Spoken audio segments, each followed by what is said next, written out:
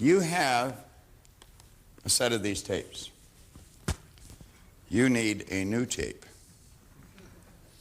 Some of you will be wondering how to get these out, and you're digging with your fingernails, and the ladies are getting upset because they're breaking their fingernails. You just have to press on the side, and they pop out. And then it tells you underneath how to get them out.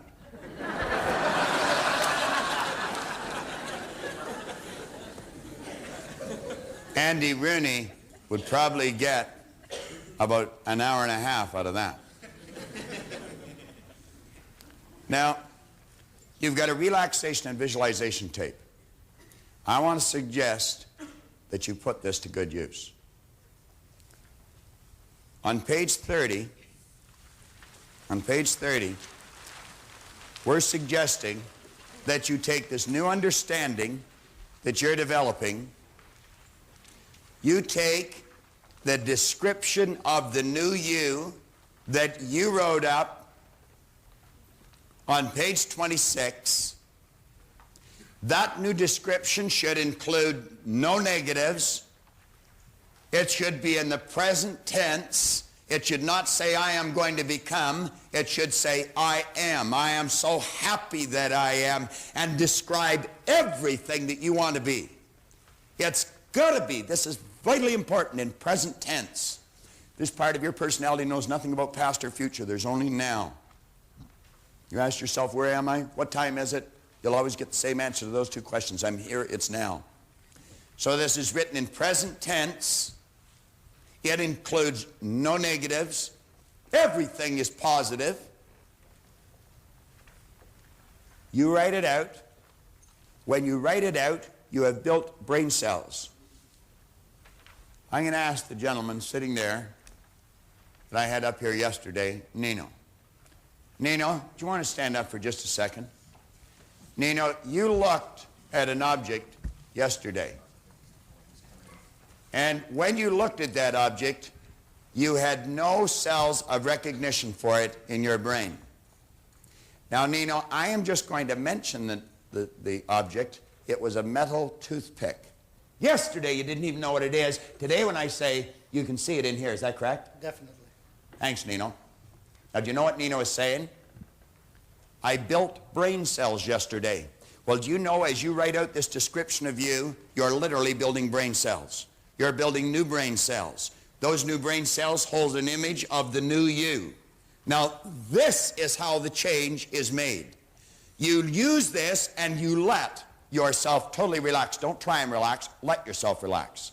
Trying is forcing, and you must let on the mind. You let yourself get emotionally involved in this image. And you know that every time you do, in a very relaxed state, wham, you just trigger those brain cells. You just think of the new you, and that picture comes up. And you know every time you do that, you're giving more and more energy to those brain cells.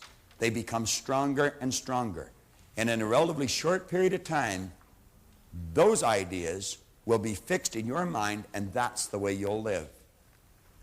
When Cary Grant passed away, I read a page, an obituary on Cary Grant. There was an entire page of one-liners. The last one was by Cary Grant himself. He said, I acted like Cary Grant for so long, I became him. I acted like Cary Grant for so long, I became him. You can say, I've acted like this person on page 26 for so long, I became that person. Now, you can go over this lesson and go over it. You can't go over it too often. Couldn't possibly.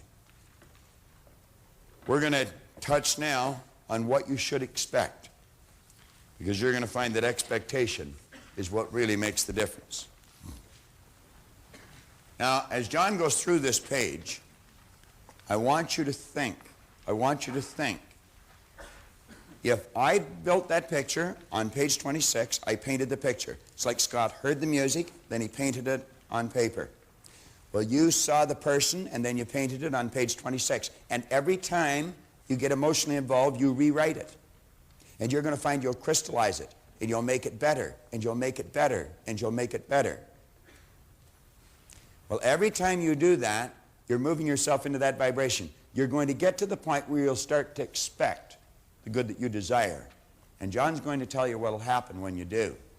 And you know, when I wrote that goal on the card years and years ago of having the $25,000, I didn't believe it. You may not believe what you write on that page. You might think this is really silly. You may think it's silly. Try it. I can guarantee in a relatively short period of time, you won't think it's silly anymore. Because as I pointed out, you write a lie on a card and you read it often enough, and you're going to believe it. And you're going to find your belief, as William James said, will literally create the fact. The more often you listen to that section of your Born Rich program, the clearer it's going to be in your mind. I previously mentioned there were 2 pages in this book that would make a world of difference for you. One was page 26, and the other was page 30. Now on page 26, as you wrote down the person you wanted to be, you might have looked at that as being a fantasy. Do you know, some people truly live their fantasies. What was actually happening when you sat and you thought of the person you wanted to become? You built this picture in your mind. You were literally building brain cells, just as I did with Nino on the first cassette that you were watching. Now, as you made the written description of the person you wanted to become, you built brain cells in your mind. Now we're going to activate those brain cells. Now consider this for a moment. Here you have fantasy, theory, and fact. Permit me to explain what's going to happen. If you will take the number 7 audio cassette from your Born Rich program and play this tape, what you're going to do is put yourself into a very relaxed state. It'll be an altered state of consciousness. Go and lay down someplace quiet by yourself and turn this cassette on. And when you get into a very relaxed state, throw the switch of that person you want to be. You're going to activate those brain cells. Now, in the beginning, it's going to remain a fantasy. But by playing this tape daily, twice a day if you can, and turning that picture on that you built on page 26, activating those brain cells, that fantasy is going to be turned into a theory in your mind.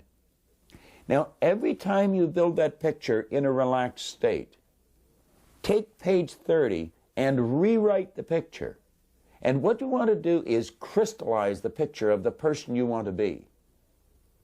Cary Grant one time pointed out, I acted like Cary Grant for so long, I became him. That's what's going to happen to you. The power within ultimately will take this image of yours and begin to express it with and through you in your life. But it's vitally important that you use this cassette, put yourself in an altered state of consciousness, a very relaxed state, throw the switch that you created when you wrote out page 26, begin to visualize your fantasy, only it becomes real. When you come back to a normal conscious state, it's very important that you rewrite this picture again. Each time you rewrite it, it'll become clearer and clearer. Now, you may alter it a bit as you rewrite it. And as you rewrite it, you give more energy to those brain cells. Every time you relax, you're moving that picture more and more into a state that we call a theory. And you're going to find that you will be motivated.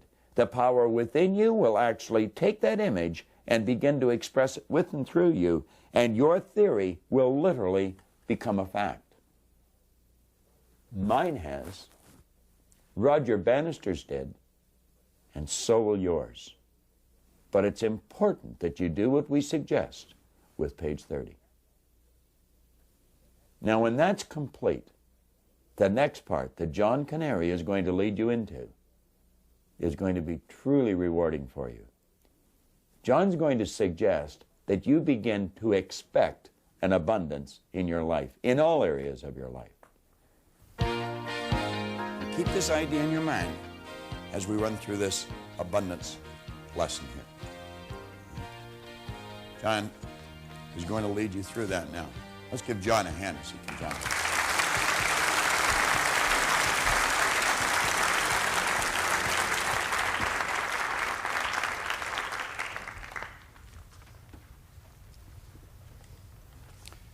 About 6 years ago, I was down in a place called South Jersey, around Cherry Hill, Trenton, Atlantic City.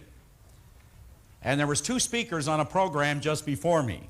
And I've never been able to understand why I'm always the last one on a program, no matter where we're speaking. As a matter of fact, same thing happens to Robert.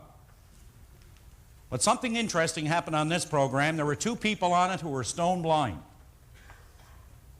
The first speaker was Tom Sullivan, that you see in the odd TV show, Good Morning America, programs of that nature. And both of them gave the same title to their talk that day. And the title went like this: If only you people could see what we hear. Now that day I learned something about that we don't see with our eyes, but we do see with our mind. In other words, and I'm going to work with both boards here in a little while, but I learned that day that the individual who has a desire can achieve that desire when they understand the relationship of being able to see it with their mind. Now, when Charlie Bosley got up that day, I could not believe what I heard when he was introduced as one of the top 10% of all life insurance agents on this earth, but yet the man was stone blind. Now, Charlie Bosley said he has always had a desire to achieve something. But he said he never ever left the house because he was feeling sorry for himself as a result of something that happened to him in Vietnam. Then he said one day he was down in Atlanta watching a great golf tournament with the great Ben Hogan. And Ben Hogan would get up and tee off, and they'd tell Charlie, Ben's getting up to tee off, and he'd yell, come on, Ben, you can do it, you can do it. They'd come over and say, Mr. Bosley, you can't talk like that. At a golf tournament, you have to pretend you're at a funeral. But he said, I went through it for 18 holes because Ben Hogan is my hero. And he said, no one's going to throw a blind man off the golf course. Now, he said, when it was all over, Ben Hogan came up to him and he said, Mr. Bosley, I want to thank you for being such an inspiration to me today. And Bosley said, no, it's I who should be thanking you, Mr. Hogan. He said, you see, when I heard your story, I was a man living in pity. He said, I heard about your car accident and how before the head-on collision you fell in front of your wife to protect her. And then when they got you to the hospital, they said to your wife, Mrs. Hogan, Ben will not live the night. And your wife said, you obviously don't know my husband. Now, he said, the next morning when you proved the experts wrong and you were able to continue with your life, they said, but Mrs. Hogan, Ben is never going to walk again. And she said, you obviously don't know my husband. Now, as months went by, you see, Ben, he started to get his spirit back again. He started becoming consciously aware, I'm in a bed, my body is broken, but I want to play golf again. And they said, Mrs. Hogan, he wants his golf clubs now strung up on the ceiling where he can see them all day long, but he's never going to play golf again. And Mrs. Hogan said,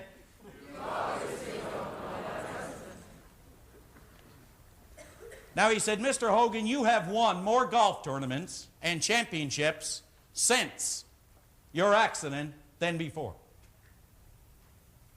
And he said, that's the reason that I started to experience a different relationship with all the things that I have ever desired. And Hogan said, "Is there anything I can do for you, Mr. Bosley?" He said, "As a matter of fact, there is." He said, "You know, I'm pretty good golfer. Do you know that he can beat many people on a golf course any day of the week, even though he's blind?" He said, "What can I do for you, Mr. Bosley?" He said, "I want to play one round of golf with the great Ben Hogan." "Anytime you want."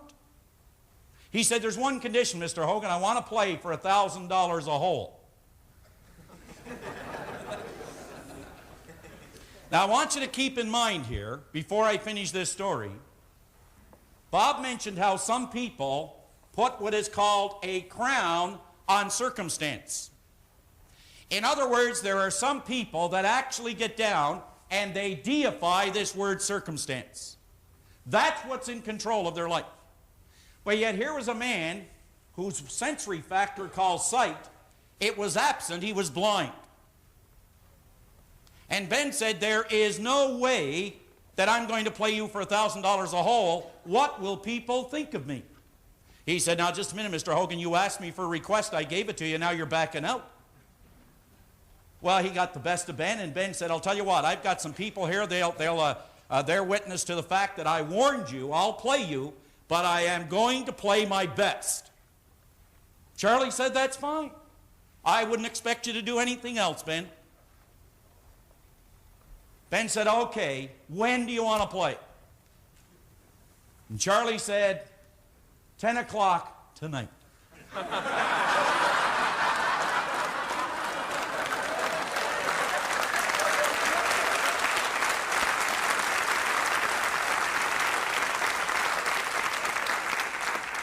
Now I want you to think about what happened. You see, I want you for just a moment to think about all the things that you actually desire. Think about all the things that you desire. But now let me ask you something. On a scale of 1 to 10, I'll bet 10 being high that your desire for certain things in life, I would bet that they are at a 10. See, I've heard people say, people lack desire. Nobody lacks desire. You see, if you take and define this word desire for just a moment, just define this word desire. It is the effort of an unexpressed possibility within us that is seeking expression through us. The word desire, it comes from the Latin word dea, D-A-S-I-R-E, which means to give birth to. Everybody in here has something rattling around within them that they want to give birth to. Desire is the language of spirit. But it seems the basic difference in people who experience their desire versus people who do not experience their desire, it has something to do with this great principle, the greatest principle an individual can ever learn, which is called expectation. Expectation. Now, if you had to take and write down something that surrounds this central purpose, just for a moment, if I said to everyone in this room, now Bob asked you to write out on a page what you want to become. Now I'm going to suggest to you that everybody in this room, from the top to the back and in the middle, that every one of us have a desire to be more, to do more, and to have more. But how many people actually expect it to happen?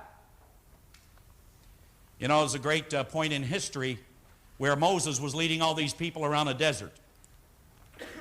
And you know, a lot of people said he was lost. Moses was not lost. He was a man of wisdom.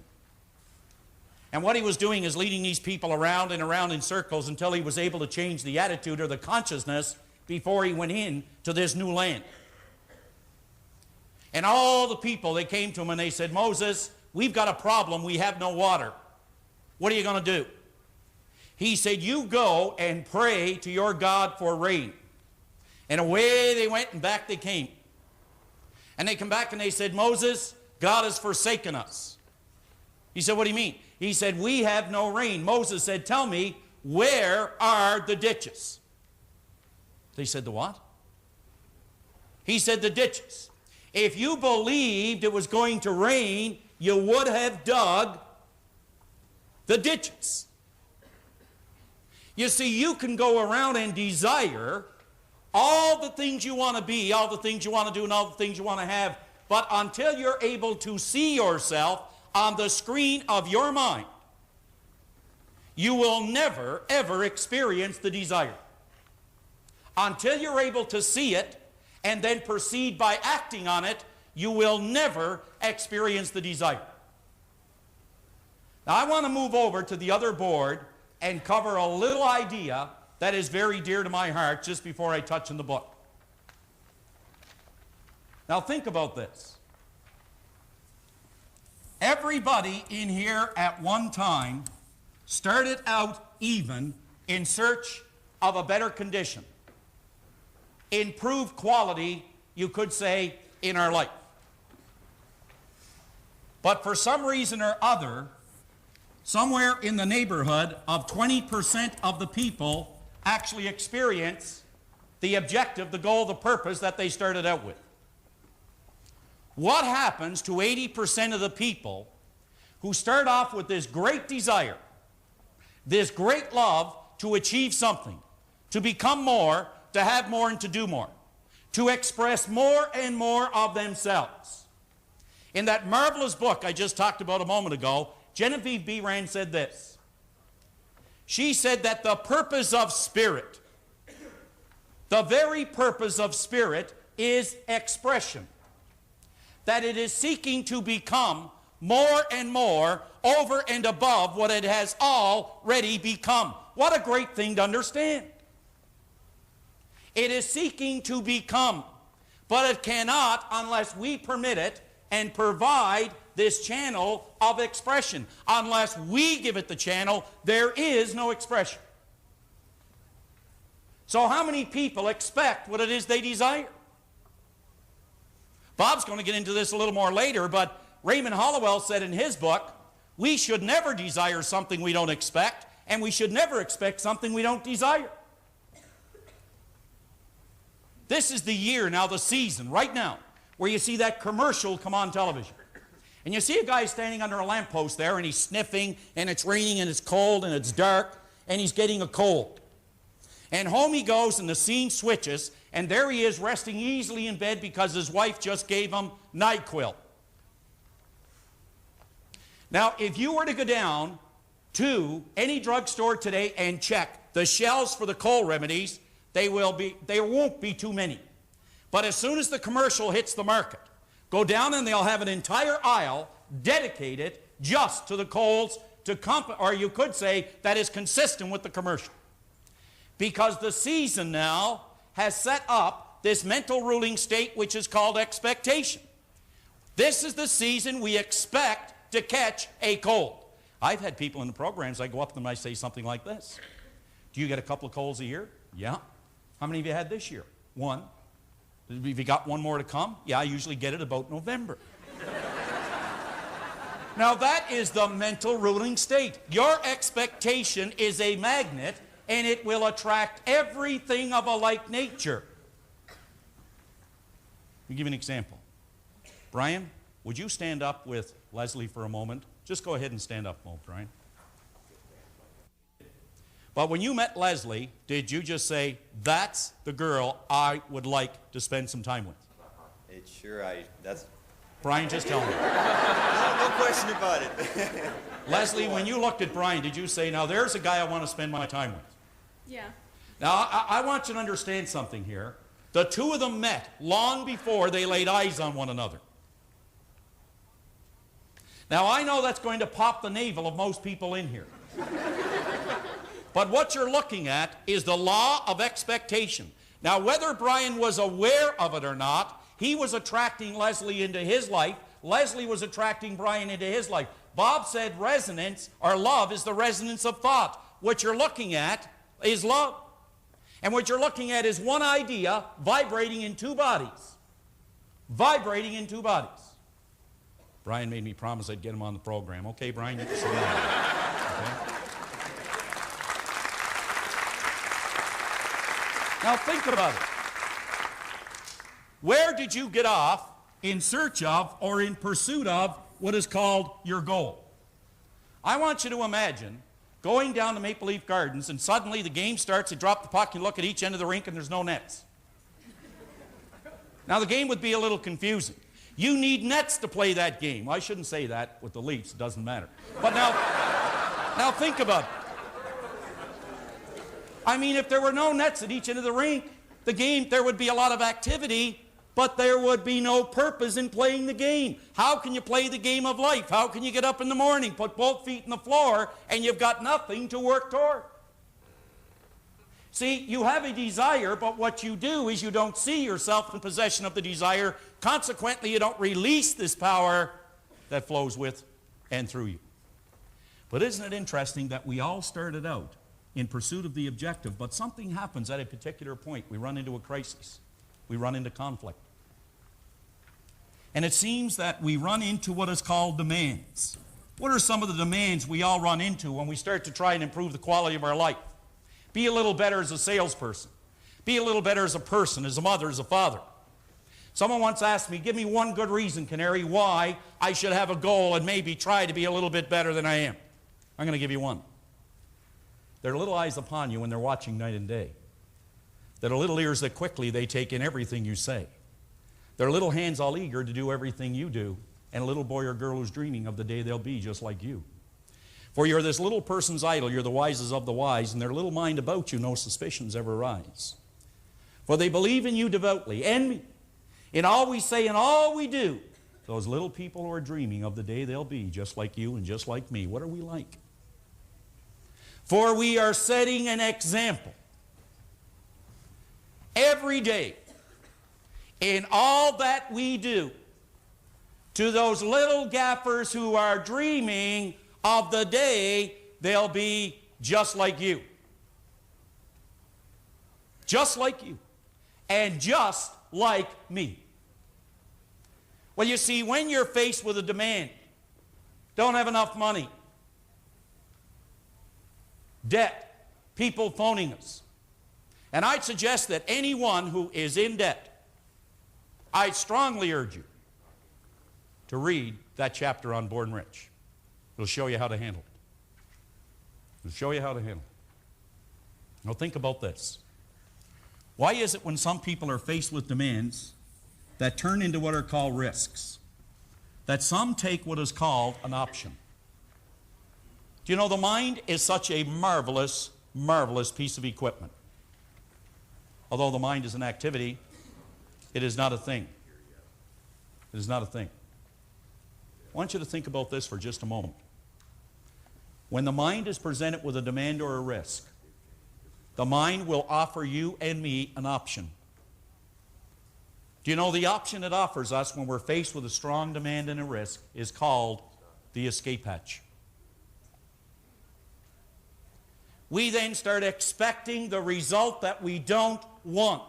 We are a force of energy, and we attract everything of a like nature. Bob mentioned that this mental state of vibration, which generates this emotional state of vibration, which moves this body into action, those three states of vibration are nothing more but your thoughts, your feelings, and your actions. Think of this word, attitude. Attitude is nothing more but our thoughts, our feelings, and our actions. That's your state of vibration. That's the energy that you send out into life. And the only thing that flows in your life is based on what flows out of your life. Your thoughts, feelings, and actions release this energy and will attract everything that corresponds to that ruling state. Expectation can be either a blessing or a curse, but either way, it is certainly one of the most powerful unseen forces in your life. What do you expect? I'll tell you how to know what you expect. Take a look at the results in your life. Your results will tell you exactly what you've been expecting. What you've been expecting.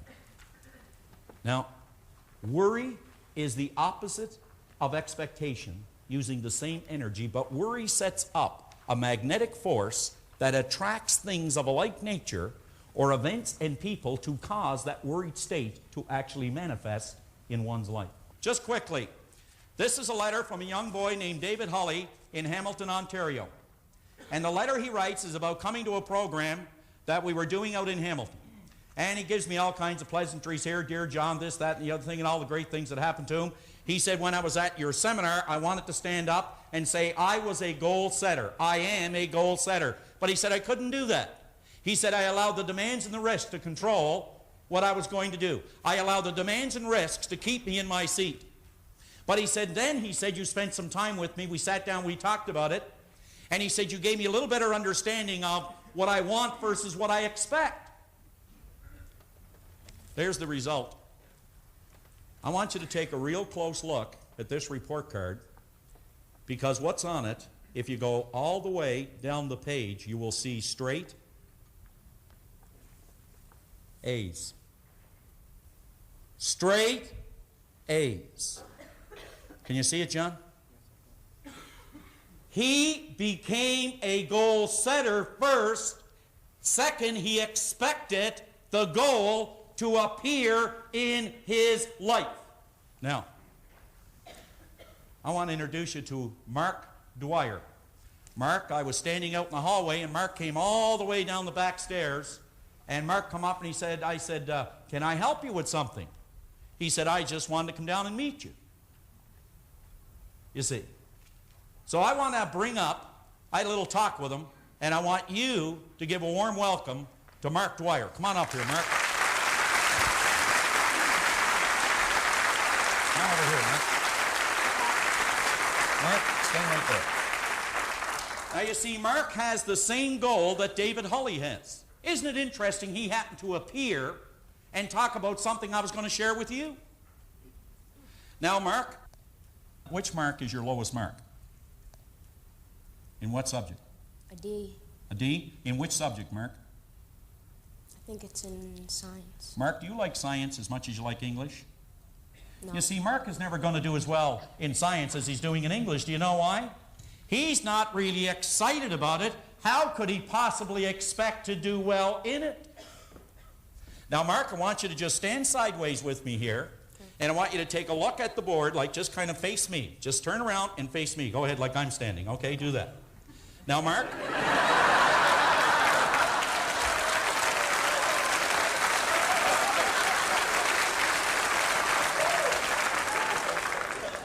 Mark, have you been talking to Bob before you come up here?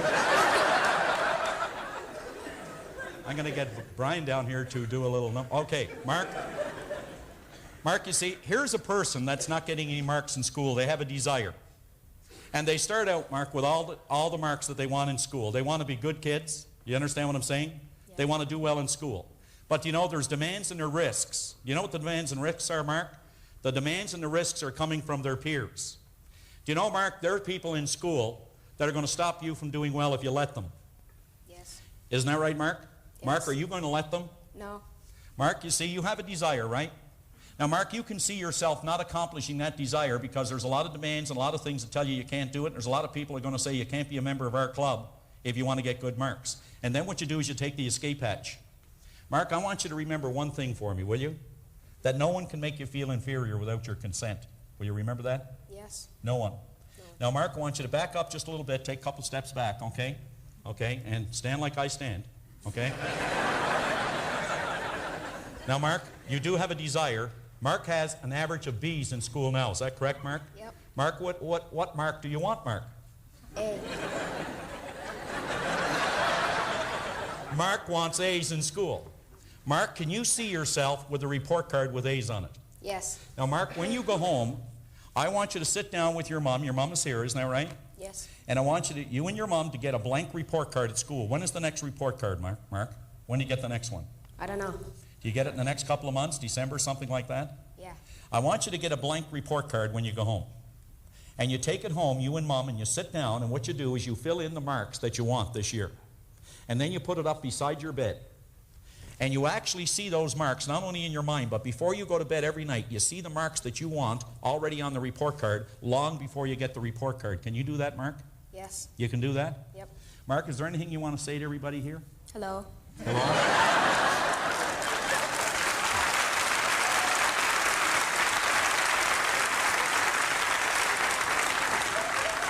Mark, I want to thank you for being such a pro. Okay? Mark, how about a little hug before you go? Okay. Thanks, Mark.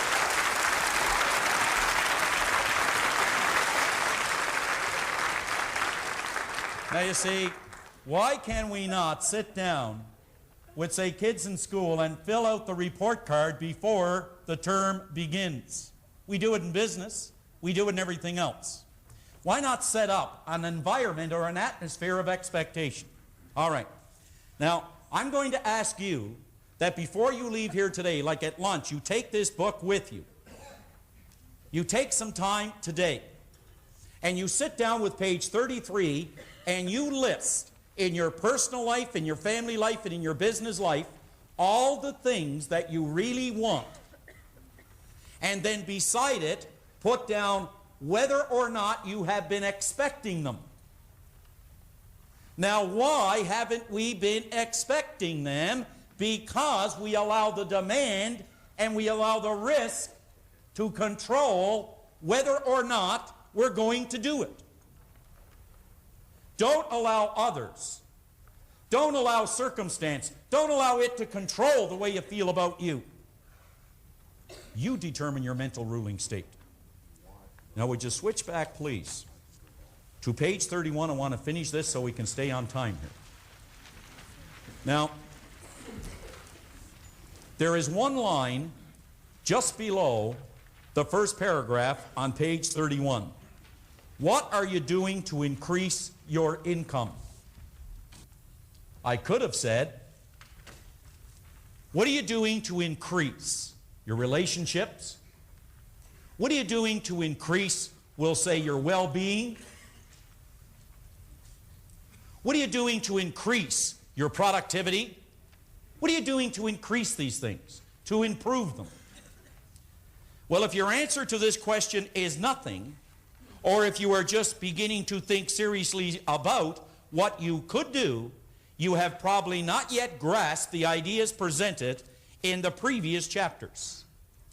You should be aware that the chapters in this book resemble the individual pieces of a jigsaw puzzle. And each chapter is related one to the other in such a way that if we put them together, we can see the entire picture. The entire picture. I had an individual come up to me one day at a seminar and said, you know, Canary, said, this is all well and good, and I'd like to go ahead and do it. But he said, you realize that by the time I reach this goal I want to set, he said, I'm 50 now. He said, and for me to reach this goal, I'd be 58. I said, well, how old will you be if you don't reach it? Come on, think about it now. I mean the kind of thinking that we get involved in. Einstein said that all conditions and all circumstances in our lives, he said, they are a result of a certain level of thinking. Now, he said, if we want to change the conditions and the circumstance, we got to change the level of thinking that's responsible for it. We got to change the level of thinking that's responsible for it, which is our expectations must move to a new dimension. In this last paragraph, since you are now well into the heart of the book, I would ask you to pay particular close attention to the ideas which follow, so you can use them to successfully tie all the pieces together. You will soon discover that if the ideas in this chapter are applied with intelligence, that expectation can be a triggering mechanism which attracts into your life every good that you desire. Do you know, if you have something you desire today, which you do you know that puts you in touch with it? You're hooked up to it. You're in harmony with it right now. But it's your expectation that moves it into your life. We will always gravitate towards that which we most secretly love, be it base of beautiful or a mixture of both. For into your hand will be placed the exact result of your ideal, your vision. Into your hand will be placed the exact result of your vision and your ideal. So expectation is the triggering mechanism. However, if you do not exercise extreme caution, expectation can also turn just as rapidly into a destructive, lethal enemy. Because people go around expecting bad things to happen to them. Oh, I don't want to do that. What if this happens? Therefore, you must be cognizant of how you are exercising this invisible but powerful force. We believe then that you already understand that you cannot have wealth in your material world until you first visualize the wealth in your mind. Have you ever considered that the highest, the most noble, and the most excellent thing about you is formless in nature? That the highest, the most excellent, the most noble thing about you is formless in nature. But what does this really mean? It means that before any one of us can ever begin to overcome the poverty which surrounds us in our external world, we must first conquer the impoverishment that is buried deep within ourselves. Impoverishment meaning many areas of our life. Some people are emotionally bankrupt. Emotionally.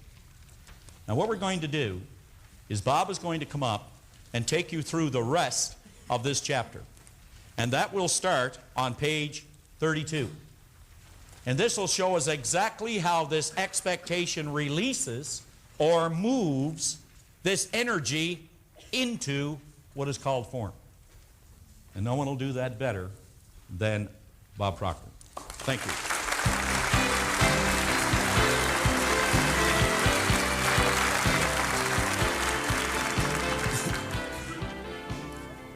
Flip over to page 32. Now, rather than read that page, I want to suggest that you just listen and mentally go along with me. I'm going to attempt to paint a picture in your mind. I want you to image an elderly couple that are living in the backwoods. They've been there all their life. They know nothing except what's in their own immediate environment.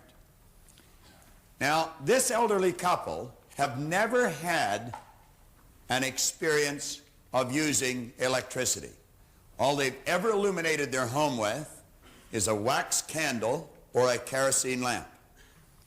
They've had travelers that drop by periodically that have talked about this idea of electricity, but they have never used it. In the latter years of their life, they're transported into a small town. And to their amazement, this house is lighted with little 8-candled bulbs. Now, keep in mind, all they've ever used is the wax candle or the kerosene lamps. Now, to their amazement, they have this electricity. It would truly be magic to them. Now, I want you to imagine if you've just, I don't know, maybe purchased a microwave oven that has a sensory touch. Just the energy coming from your finger will activate the switch, and it would cook a hot dog faster than you could pour a glass of milk. We stand and we look at those things even when we're using them when we're alone. And we laugh, we think, wow, you know. Meaning, it's not able to talk to us, it's not able to laugh with us, but we're amused by this concept. Well, this couple, I would imagine, would go over and they'd touch the switch. Remember, light to them was fire up to that point. And they're amazed that it doesn't burn them. They just flip the switch, the light's gone, it's dark again. I would imagine they'd look at this, you go, wow, isn't that something?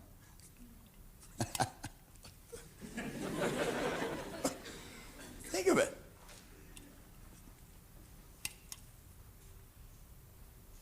Gee. I'm trying to experience this in your mind. They have never, ever seen anything like this before. They'd do it together, and then when they were alone, they'd wander over and they'd flip that switch again. See, their expectation would be that of fire, and every time they get near light, they expect it to be burned, but now they're finding that this doesn't burn them. It's much better to read by. If they had a book, they could sit and they'd read it so much easier with this new light than they would have with the old. Well, you know, electricity is very, very much like this power that we use in many respects. If you're going to work with electricity, you must work from a higher to a lower potential. Any engineer, any electrician will be quick to tell you that if you attempt to work from a lower to a higher potential, you'll get no use out of the electricity. Certainly no positive use. They'll also tell you that electricity can cook a person's dinner or it can cook the person. And the truth is, we have used it for both on occasion.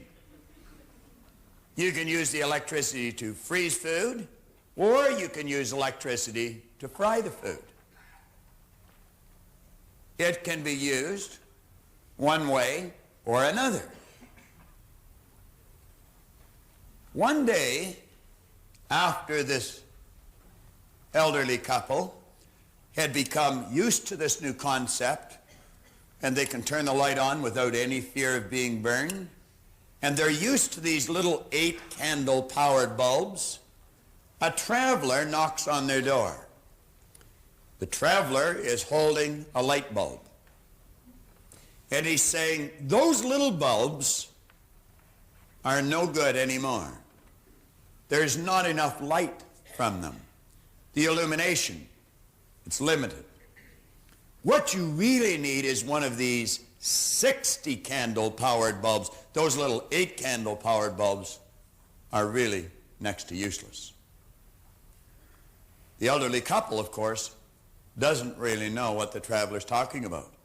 Why, he said, you know that one of these bulbs would illuminate this room to a greater degree than all of these bulbs put together. He said, let me show you. And he goes around and he loosens all the little bulbs but one. Then he takes the one remaining bulb that's burning and he takes it right out of the socket and he puts in the 60-candle powered bulb, and wham, to their amazement, that entire room is illuminated like daylight. They have difficulty believing that so much light could come from one bulb. Now I want you to imagine that traveler attempting to tell that elderly couple that the magic is not in the bulb, that the power had always been there. They'd say, oh, no way, the magic's in the bulb. You go back to the electrician or the engineer, and they'll tell you that the only limits placed on this power that we call electricity, that is illuminating this stage, the only limits placed on it are the limits that's placed on the form through which it flows, namely the transformer or the bulb. Likewise, the only limit that's placed on this power are the limits that's placed on the form through which it flows. And if you want to illuminate your life to a greater degree, all that is necessary is for you to build a bigger idea, understand the laws of this power, impregnate this part of your personality with that bigger idea, and you will see your results change just as fast as the light in that room changed. Now, I'm going to give you an excellent example. At the break, I had a gentleman come over and talk to me. He's sitting right over here on my left. And he showed me something. I read you a letter yesterday, or in an earlier lesson, where Joanne White from Kansas City told me about her son going to the seminar in 1976 and the change that took place. That letter was dated February 1986. There's this gentleman sitting on the side here. Do you want to stand up for a minute, please? He came to the seminar in February 1986. What were you earning prior to that, Al? Approximately $18,000. $18,000. I'm going to relate that to the little 8-candle powered bulb. Al, approximately what are you earning today per year? Approximately $500. $500,000. He didn't even mess around with the 60-candle power bulb. He shot right up to 100. Now, I referred to my son's manager yesterday. This man has the same manager. And I was mentioning that your environment is vitally important. See, not only is Brian fortunate enough to have the same manager, he's fortunate enough to have an associate like Al. There are 20,000 agents selling real estate in Al's company. Is that correct, Al? That's within RE/MAX International.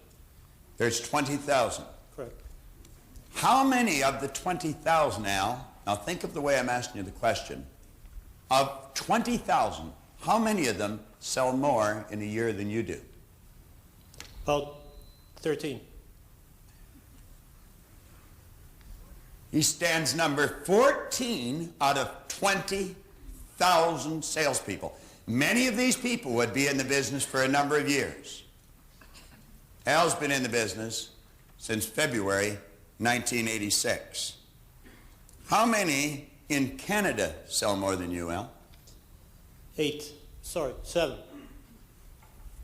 Changes daily, I guess. When you handed this to me at the break, and that's when he gave it to me, what did you tell me made the difference? Just changing my attitude and following some of the things that I've picked up through your seminars. You came to a seminar shortly after you started. Exactly. And he took these ideas, and look what he's done with them. Give him another hand. Thank you, Al.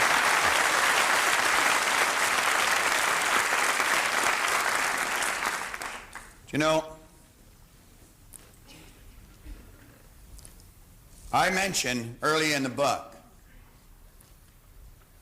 that reading and memorizing this information does absolutely no good. I've been in this business a long, long time. I've been in it just about as long as Brian's been living. And I have watched many people come in and go out of this business. Many of them could talk very intelligently about this, but only a few ever really learned how to use it. You've got to stick with this. And you have to take these lessons serious. They sound a little silly at times, but it's like the little young guy from Burlington that I mentioned, Tim Krochuk. He said, although this stuff may sound hokey, it works. You see, Al went from an $18,000 idea to a $500,000 idea. This power doesn't recognize difference. It just takes whatever you give to it and turns it into form. I was just reading from Belief in the Torchbearer series. You just saw young Mark. He obviously believed what John suggested to him. We received a call here just recently in our office. Mark's last report card, he received 82. 82 in his last report card. Al Spazzeri obviously believed he had a $500,000 idea locked up within him. You see, Mark was always capable of getting the 82, and Al was always capable of earning the $500,000 a year. You're capable of doing what you want. You believe, and you can do it. Is there a better position in your life? Is there a better report card in your life? Believe. You'll get it. Pass the torch.